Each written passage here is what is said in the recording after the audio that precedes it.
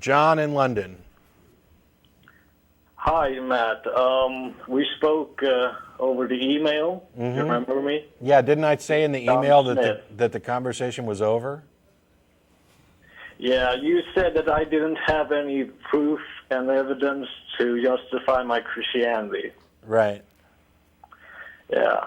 And it's not that, it's that you reject my evidence. But I'll grant you this and say, what proof and evidence do you have that atheism is accurate and correct? Didn't I answer this in the email to you, that your question is nonsensical because atheism doesn't have a burden of proof? It is the rejection of claims that haven't met their burden of proof.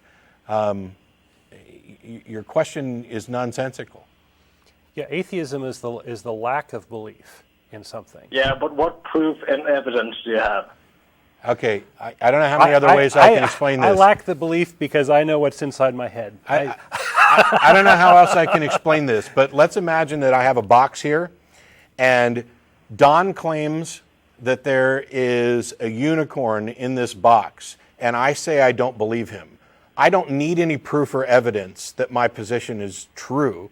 My position is validated by the fact that he hasn't presented any evidence for his claim. And when I open the box and look inside, I don't see this. And so then he tells me that it's an invisible unicorn.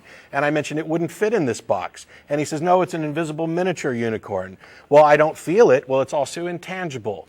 Oh, well, how do you know it's there? Well, because it speaks to me. Okay, that's all nonsense. He's made a claim, and he's failed to provide rational evidence for it. My disbelief is justified by that. Okay, Matt, I'll grant you that. But the invisible unicorn in your imaginary box is not an ideology like atheism is. So what proof and evidence do you have that atheism is accurate? You're done. You're done, John. You're done. I can't explain it. I explained it in email. I explained it here. We are on a shortened scope. There's no way I'm going to waste time explaining things like that. It's not an ideology. Atheism isn't a dogma. It's not an ideology. It's not a worldview. It is nothing more than a single position on a single issue. If you believe that gods exist, you are a theist. If you do not believe, you are an atheist.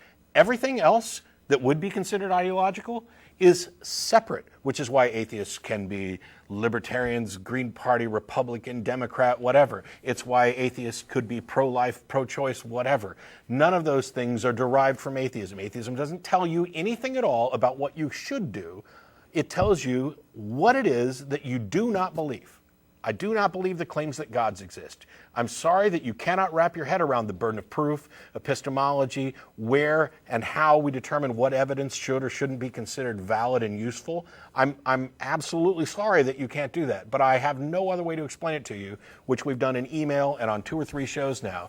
And you've come with, oh, people can drink poisons just like it says in Mark 16. Well, first of all, Mark 16, 9 through 20 is most likely a forgery. And if you do a little research, you'd find that out. Besides the fact that it's asinine to say that you'll know these people because they'll be able to handle snakes and not die and drink poisons and not die, and that they'll cast out devils in my name, and this is how you'll know them. If you actually go and research, those verses do not exist in the oldest and best manuscripts of Mark. But even if they did, even if they're valid, even if they've been there from the beginning, and you know somebody who drank some poison and didn't die, that doesn't mean that the cause of their not dying was a God who's making this statement true. It's asinine. And you're done, John. You don't get on anymore, ever.